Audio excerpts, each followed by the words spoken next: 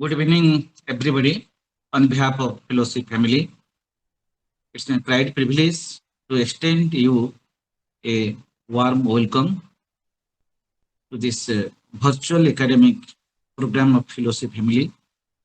Hence, as per the previous announcement made by our admin Professor Pramod Madas, today we have organized the fourth special webinar for students, research scholars, and the newly joined faculties of philosophy in our country.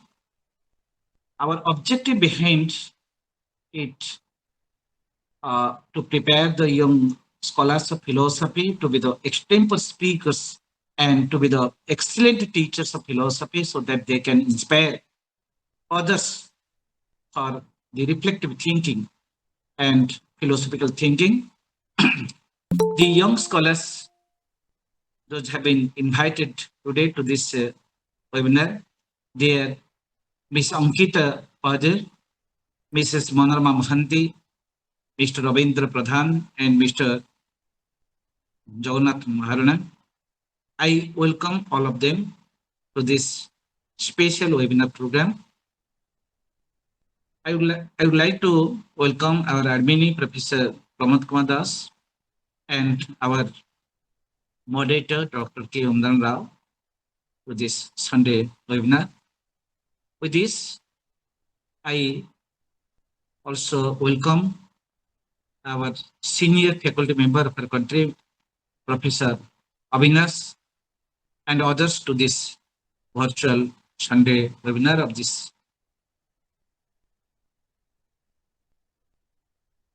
So today, I don't want to spare much time because today we have four young scholars to speak on the scheduled topic, and all the papers have been supervised by our admin Professor Pramod Kadas, Head, Department of Philosophy, Noyagoda Autonomous College. I welcome all the scholars and their guide, Professor Pramod Kadas. With this, I Ms. Ankita Padir, research scholar, Rabindra Bharat University, West Bengal. And today, I would like to invite our esteemed judges, Professor Ranjit Ghosh, Professor K.C. Das, Dr. K. Umnan Rao, Professor Anup Rai, Madam Jayanti Priyadarshini Sahu of JNU. So they will join after some time. And with this, I request Ms. Ankita Pada to comments her talk on Karma Yoga and Karma Sanyasa, the Bhagavad Gita perspective. Over to Ms. Ankita Pada. Good evening to all. Thank you, Dr. Kailash Maharana sir. First of all, Subha Shandhya and good evening to everyone. Before starting my paper, I have to chant something.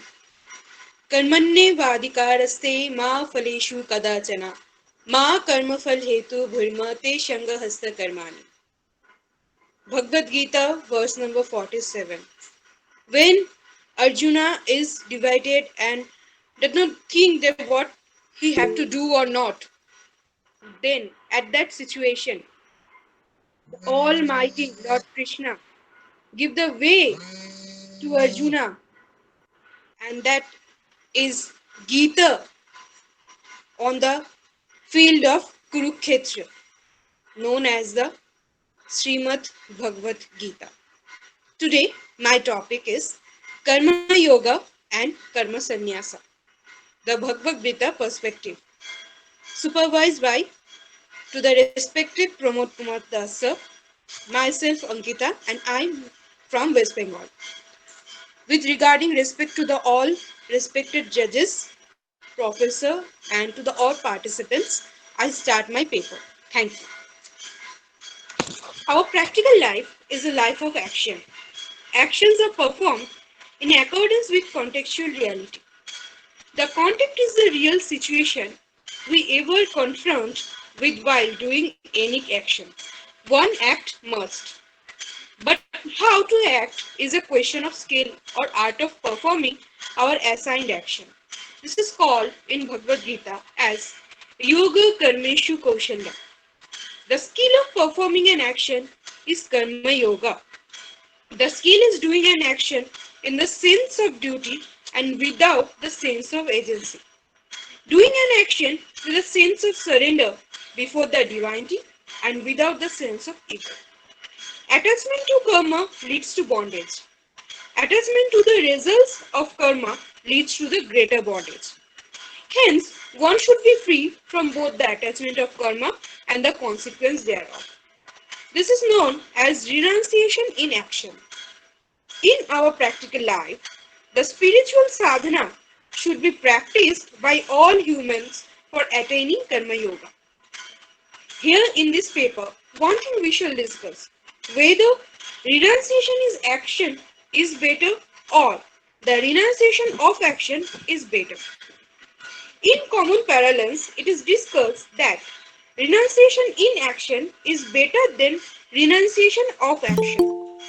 But in the Bhagavad Gita, it is declared that renunciation of action is better than renunciation in action. The understanding of the concept renunciation of action has double meaning leading to two diverse paths. One meaning of this concept is very familiar that one should avoid doing any action and this attitude is condemned in Bhagavad Gita. One should not refrain from the action meant for the individual society at large. To live is to act. Without action, one can't live. So renunciation of action in this sense is unethical and can never be accepted in our practical life. Another meaning of this concept of renunciation of action is that one should renounce certain actions which are not conductive for spiritual transformation. This is called karma sanyasa in the Bhagavad Gita. In this sense, renunciation of action or karma sanyasa is better than renunciation in action or karma yoga. Both karma yoga and karma sannyasa are significant in our practical life. The Bhagavad Gita teaches us to perform all the bound duty or nityam karma to include all obligatory actions of an individual. Thus, not to perform diligently all our duties would be inaction. Here, the word inaction is interpreted as not doing our duties. In this sense, action is better than inaction. Karma Yoga prescribes to perform action in the sense of yajna or the sake of sacrifice. The understanding that every action leads to bondage is a misunderstanding in the perspective of the Bhagavad Gita. It is only unintelligent activities that create a wall between the ego center and the unlimited divine spark in us. Such actions create vasana bondage. Such action cannot be self-liberating. Therefore, the intelligent action is yajna activity, which is undertaken in a spirit of self-declaration and for the welfare of all. The wise act in the sense of duty without attachment, and by performing this in this way, he attains freedom from the karmic bondage. For such a person, there is no interest what is done or what is not done. This is the stage of inaction in the higher sense. This is state of wisdom. The 27th verse of the 3rd chapter of Bhagavad Gita says, all actions are performed in all cases merely by the qualities in nature or gunas. He whose mind is deluded by egoism thinks I am the deer. And in 29th verse declares that those declared by the qualities of nature are attached to the function of the qualities. The man of perfect knowledge should not unsettle the foolish who are of imperfect knowledge.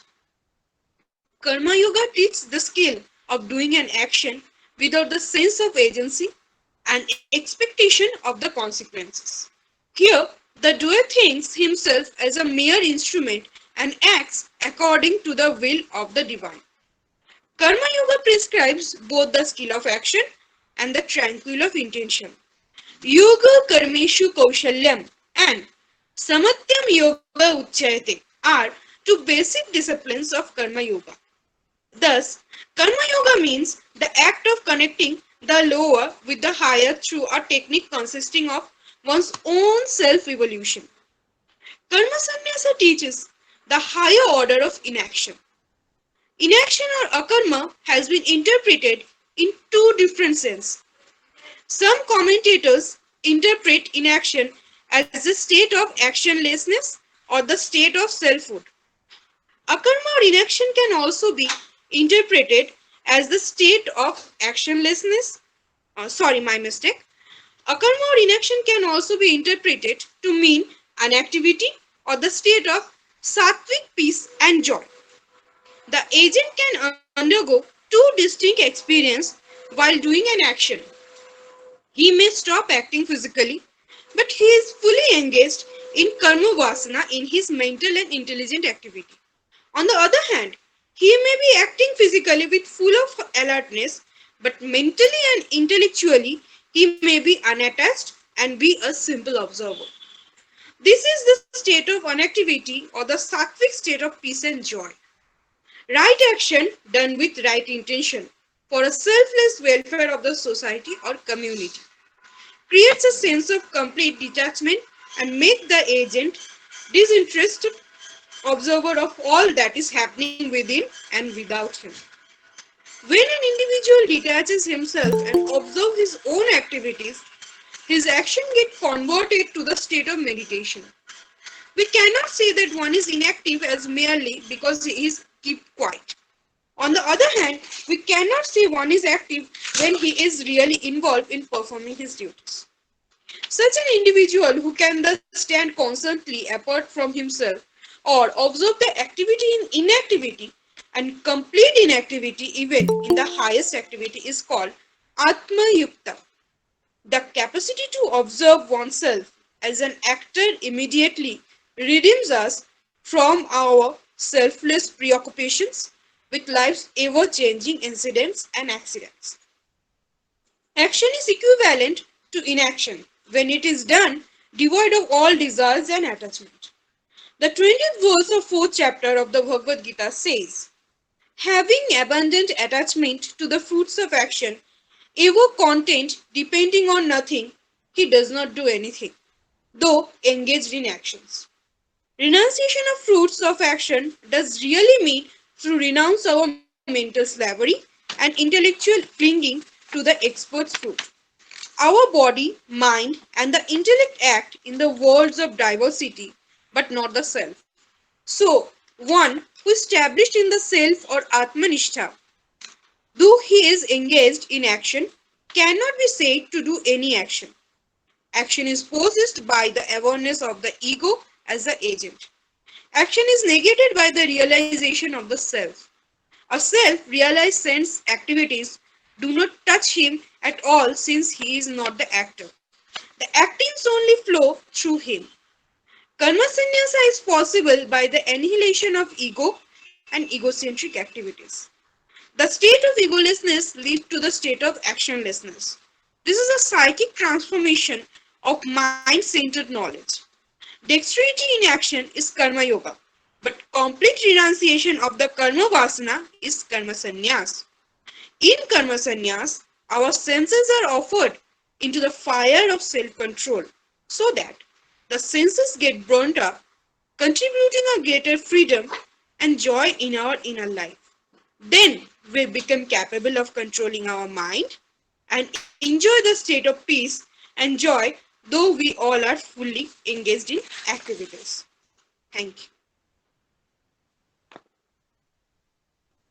you. Thanks so much, Ms. Ankita, for your brilliant presentation on the theme Karma Yoga and Karma Sannyasa in Bhagavad Gita perspective. At first, you have made it very clear in your opening statement that a practical life is the life of action. And you have also made the distinction of different kind of action. And you have said that how the path of renunciation uh, in action, which is called karma sannyasa. And you have also made that action with a detachment as karma yoga. And you have explained very beautifully that how both the karma yoga and karma sannyasa are the means to reach the same goal, and one can choose only either. But you have made it very clear that that which is better, whether karma yoga is better or karma sannyas is better.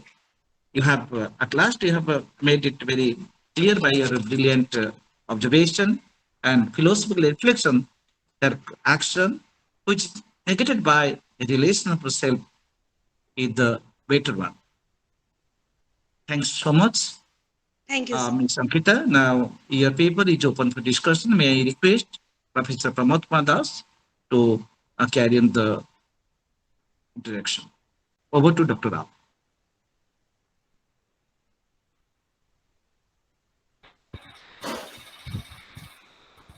Thank you. It was Sir, your voice is not audible. not audible. It's not clear actually for me. Uh, audible now. Audible. Yes, sir, now audible. Audible. Okay. Just wait for a minute. I'm just adjusting. Okay. Now audible. Yes, sir. Okay. Anyway. So thank you, Dr. Mahana. Well, it's a beautifully presented paper. Well, very nicely she has made a distinction. Well, we have with us a senior professor, Professor Avinash Srivastav, sir, the man of Indian philosophy. I request Avinash, sir. Sir, your observations, comments, and questions, sir. Namaskar, sir. Namaskar, sir. Thank you very much.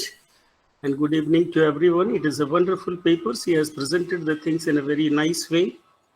And she has tried to spotlight what is karma sannyasa and what is karma yoga. And in that way, she has just chanted two slokas, Yogast karma sukasalam and Samatvam yoga uchyate. In fact, we can do the work in a very skillful way in a yoga karma shukasalam unless and until the mind is at peace and it is in balance. So the first thing you will have to keep, you will have to be in samatva, and how, what is the nature of samatva? It is very detailed description in the Gita itself in the second chapter. That is called Sthit Pragyasya. So he says कि स्थित प्रज्ञस्य का भाषा समाधिस्थस्य Keshav, and in answer to it, it is said dukheshwana dugna, because when you are in the full complete balance of the mind, you will neither will be brooding for the past nor will be brooding for the future, and then you will be in present and you will be doing the work. Then you are detached to each of the thing, because the time is a threefold present. Past is the present memory, present is the present action and experience, and future is the present expectation. When you cut all these two things and you do the things in the present, what will happen? Your mind will be in peace as well as it will be balanced, because your focus will be what to do and what not to do. And in that way, you are not swayed by the wills, the desires, and all these things. So in order to attain that position, you will have to be present, and it is the karma sannyasa, and your mind will be uh, in samatva, in complete balance. It is a wonderful paper. I congratulate her once again. It's a nice one. Thank you very much. Thank you, sir. Thank you, Professor Srivastav. Well, anybody, any participant, any sort of questions if they have, well, they are welcome. Even the paper presenters can even ask any question. Well, I don't see anybody. Well, Ankita, well, your paper, as Professor Srivastav said, very nicely you have presented. But of the paper, well, you have spoken all this. My just a simple question is, What do you mean by this sense of agency? When you say somebody has a sense of agency, okay, what does that actually mean? What do you mean by this sense of agency? One second, sir. I have something network. I mean, sir, 1 minute, sir. Yes, sir. Now it's audible to me. Yes, sir. Can we repeat the question, please? Am I audible or not? Maybe. Yes, sir. Now I'm audible. Now Actually, audible. my network have some issues today. Acha, That's acha, why. acha, acha. So you speak of while speaking of you spoke of not having any sense of agency. Okay, free from having a sense of agency. What does this sense of agency means? What do you mean by this So sense of agency? between difference, when we go to differentiate between the karma yoga and karma sannyasa, there is a slight difference between both. I give an example on my daily life. Karma yoga and karma sannyasa. If I hate, for me, karma sannyasa or the state of agency to the karma sannyasa is like I hate some person, but when I see that person is very much need my help at that situation, but because of my hating toward that person, I does not see so much. I just doing my own karma and state it as my karma yoga. But when I totally involve with my karma sannyasa, then I should do. I go to help that person without thinking that she or he is a person who I hate so much. Because when I helping that person without any of my state of agency or any of my intention, then there is no coming any of any vasana or any intention or any desire come to me. When I help that person, he or she, then I am thinking just for helping that person, not about the result, what after come she would be. When someone help us, we shall remember that. But when we help us, I think we did not help. We did not remind us that. Because reminding that, we have an expectation on our mind that I help him, he or she need to be help us. But when we did not think this and exports and cut all our vasana and just help that person without zero intention and zero expectation, for me, that leads to the state of agencies as karma sannyasa. Uh, Let me explain her words. In fact, she has said very rightly, because when I do anything, I am conscious I am doing anything, and that gives a different type of feeling, and that becomes the agency. Because Gita categorically says, Prakrite kriyamanani gunah karmani sarvasah ahankara vimudhatma karta ham iti manyate. When I feel that I am doing this, I am there an agent. And it is very categorical, because the Prakriti is doing all these things. When you feel in this mind, the Prakriti is doing all these things. Gun and Gun, they are just reacting to each other, and that's why the work is being done. If you are a Kshatri, naturally you will fight with the enemies. If you are a Brahmin, naturally you will think positively. So these are your innate comes, innate duties. So if you do without the sense that I am doing it, the sense of agency is away. So this feeling has to be inculcated in the everyday life, and this is why this sense of agency is gone, and then you are doing the work in present and pure present, without attached with the results, without swayed with the feelings and vasanas. Thank you. You have done a very nice paper. Thank you. Okay, thank you, Avinash sir. Well, your position has been rightly placed by Avinash sir. Sense of agency, the I-ness, the feeling of I, that has to be negated. Okay, as long as you feel that I am doing I-ness, the I, when you have, as long as you have a I sense, I, okay, that is having a sense of agency. That I has to be lost, that ego sense has to be lost. Okay, that, well, you have tried to explain, but you have not pinpointed to exactly what you mean. Well, one more last question before we move to the next participant. Well, somebody is having Sattvika Guna, he is a Sattvic person. Okay. Okay. In order that a Sattvic person, okay, is performing or say is in the path of akarma. Okay. So what is the basic necessity? Okay, somebody is a Sattvic person. It is something like this. Somebody is a Sattvic person. Okay, clear, fine. Now, we say he is a man, okay, in the path of akarma. So, what exactly is the necessity that a Sattvic person has to be in the path, in order that a Sattvic person too has to be in the path of akarma? You see, even somebody is a Sattvic person, but still he may not be in the path of akarma, desirelessness. Okay, so what is required for even a Sattvic person to be on the path of akarma? What is that? Well, you have spoken on that, but what is that? Pinpointed thing. Being a part of akarma or akarma does not mean to be a karmalessness or zero karmas. Akarma, someone is a general person. Suppose someone is asked the question in me also, that someone is a general person, how that person can be a part of akarma.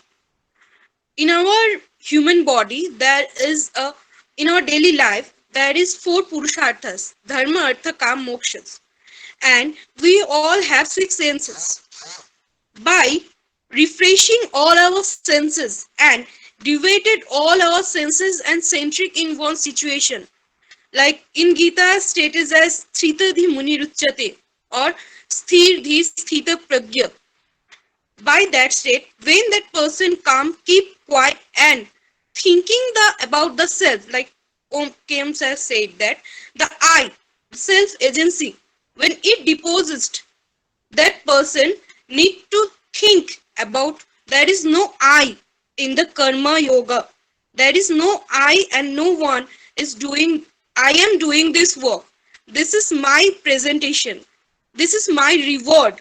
When the word my and I is cut or omit from my karma, and the one person is doing that karma without any intention or any doingness, that sattvic person have to be go between the sthita pragya, dhir and sthir. Then that person, for my sense, should be doing their akarma, because thinking of karma is also an omission to akarma. When I am thinking that I am doing my work, that does not lead to the nishkam karma yoga, that lead to the sakam karma yoga, because thinking is also a way to think that much work about.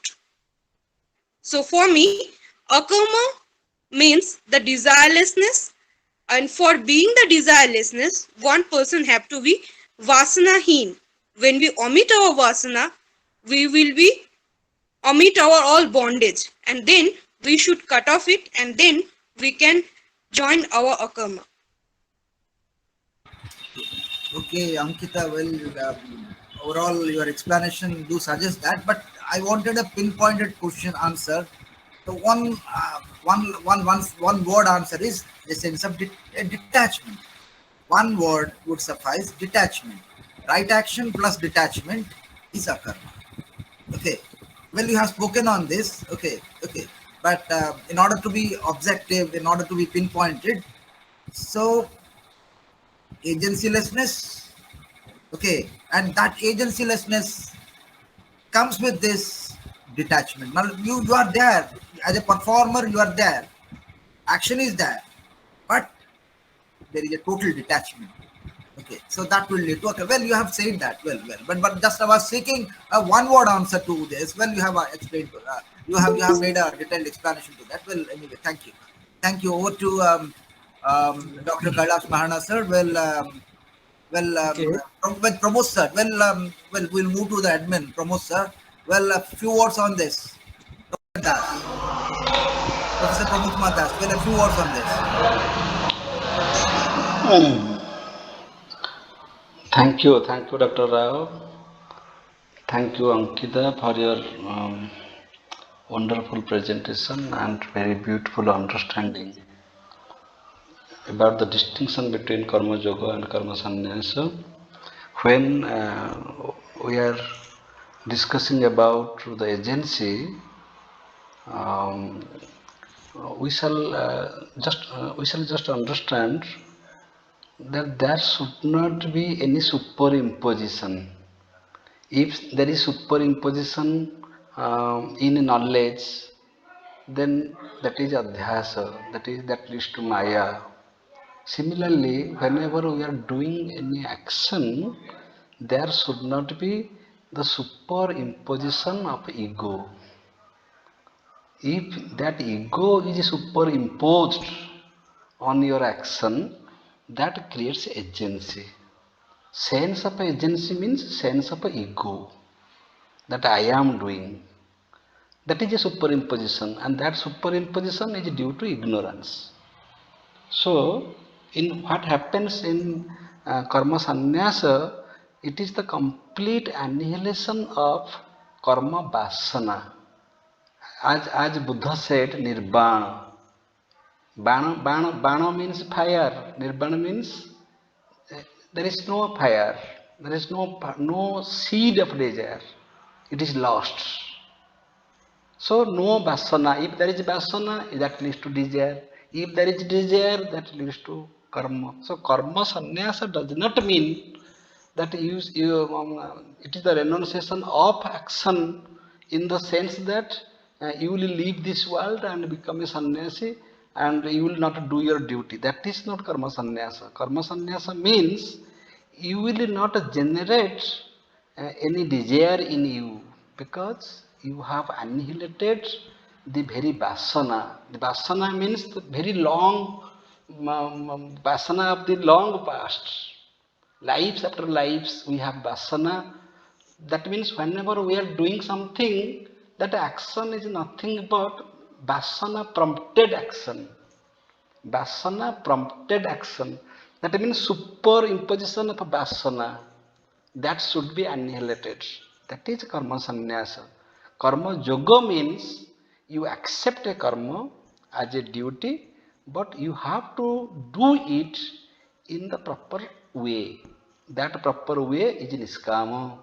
Without this, how to do an action in a better way, that is karma yoga. But you will have such sadhana that you will have no desire at all to, you will have no vasana at all.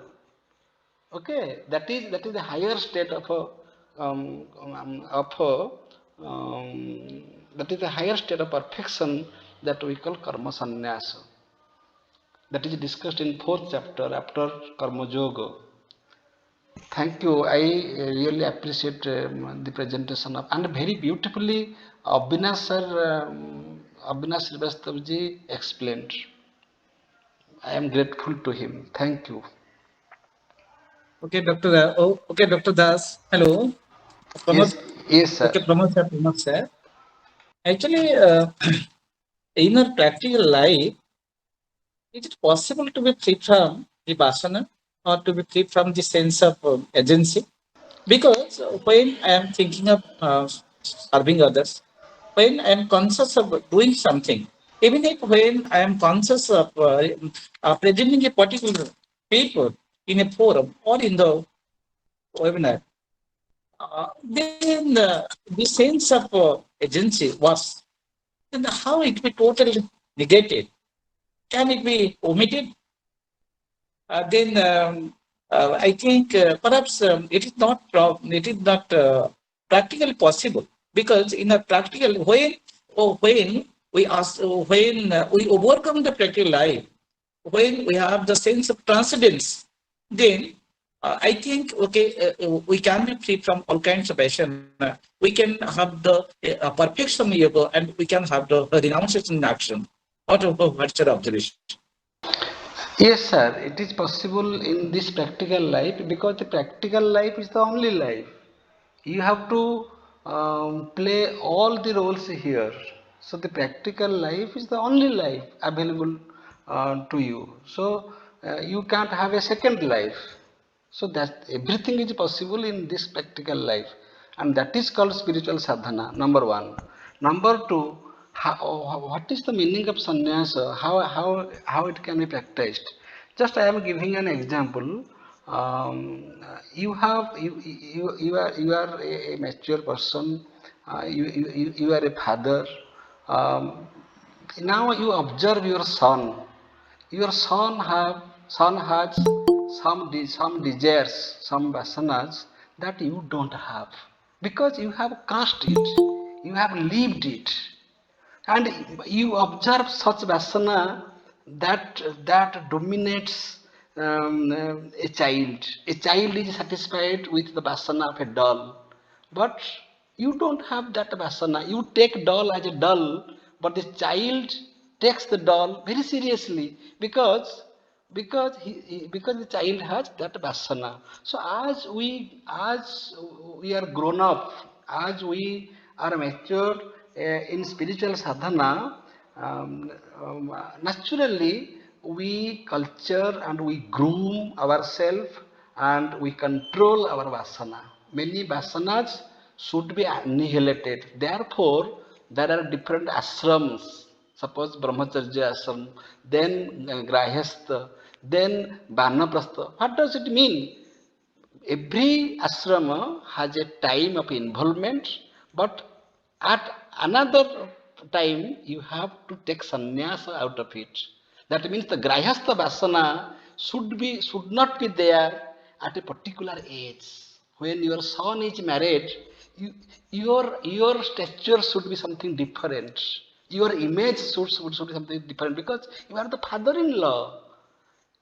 Okay, so according to the different positions, different ashramas of our life, different stages of our life, we we have time to renounce, to annihilate certain vasanas. But unfortunately, what happens? Many people at the age of 80, at the age of 90, they have failed to annihilate certain vasanas. They are involved in such vasanas which are not expected from them. So you should not have unexpected vasana, unexpected desires, and unnecessary karmic bondage. In that is it is very natural, and this is practical also. Okay, the mistakes we commit in our teenage, that should not be repeated when we are grown up, because the vasanas are corrected and should be corrected. If there is no correction in vasana, there is no transformation in your life. You cannot become a better version of your personality. Okay, so that is spiritual Let's sadhana. move to Srivastav sir. Well, he also says something. Yes, Srivastav sir. Dasya has rightly said, but when we are absorbed in a particular work, that is my Swadharma, one forgets where I am. Neither he is in past nor he is in future. He is in present only. And that to be in present is devoid of all these things. Dasa was saying very correctly, because in the teens, we are just slave of the indriyas, sense organs. And Gita categorically says, Indriyanang hi charanta yanmanonu vidhiyate tadasya haranti pragyam vayornavivambhisi. But when you are absorbed in a work, Gandhiji has categorically said, if you start spinning the yarn, what happens? You come in present. You are not thinking that I am doing it. You are not thinking I am doing it for having a fabric, but your mind is concentrated in spinning the yarn by the charkha. And what happens thereafter? You forget everything and you concentrate there only. And that time you are away from the time and space, and you are concentrated at the one point. And this is the ego is dissolved, and you are aware of all these things. So we can have these glimpses in the life. We cannot extend the duration of that, because the moment that stays gone, we are again involved in the world. And that's why Buddha says nirvana and nirvana and this world, mundane life, samsara, go hand in hand. So we can have the glimpses these days because Gita was just created long, long away. And everything changes with the context, place, and the time also. So the time strings are here, and that is changing our thought patterns. But the moment we go in deep concentration, I'm not talking about the divine meditation and all these things. If you are absorbed in any work, engrossed in that work, then what will happen? You go in meditation in that because you have become very pinpointed on that. So that is why we can have the glimpses of that. But if you continue this practice for a longer period, then you can attain this in everything in this life also. Thank you, sir. Thank you very much. And one thing, Yes, sir. Yes, sir. Yes, sir. Dr. Ankita Man, had uttered, Dr. Man, Ankita, 1 minute. Dr. Man, 1 minute. Just 1 minute. Just 1 minute. Um, so what I was saying, so our actions should be very selective. Should be very selective. Suppose I am just giving an example. Suppose your friend will say, in my service time, I have built 10 buildings. I have 10 buildings. You will smile. You will say, I don't have that desire. I am satisfied with one building. So that is called aparigraha, non-possession. Too much possession is bondage. So that depends upon your mindset. Your friend has vasana for 10 buildings. Still he is not satisfied. He is seeking for the 11th building. Okay, but you are satisfied with one building. So that is the difference. Okay, so we should not entertain unnecessary desires, and that is possible when we have really annihilated unnecessary vasanas. Thank you. Continue, please. okay. Ankita had also uttered a very beautiful statement that by psychic transformation it is possible. And by this psychic transformation is possible in this very life, and it can help us, and it can help us to realize that we are free from the DJ. Thanks so much. Thank you.